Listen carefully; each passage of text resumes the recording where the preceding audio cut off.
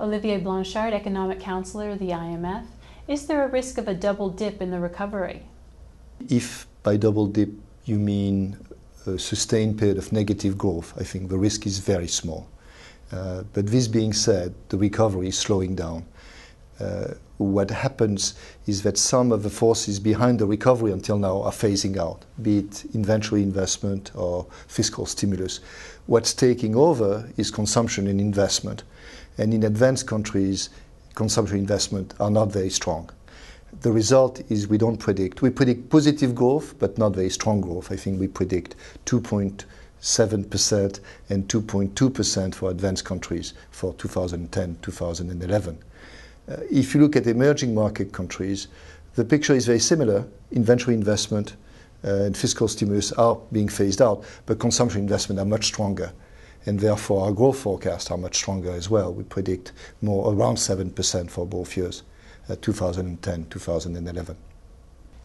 Why is the recovery so weak for the advanced countries?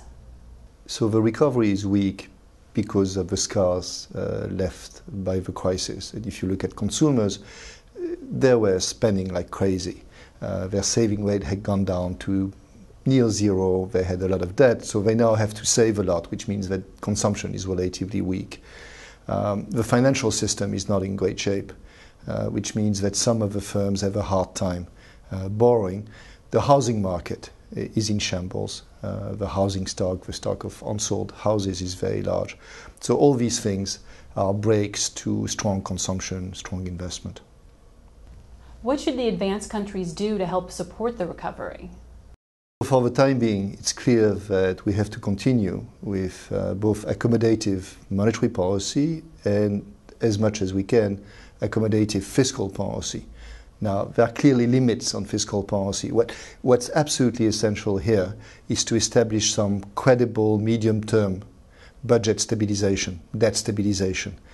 Once this is done and markets believe it, it's done in a credible fashion, markets believe it, then there is more freedom to do more in the short run. But that part is terribly important. Once these things are done, we need to do more. We actually need to take care of the scars themselves.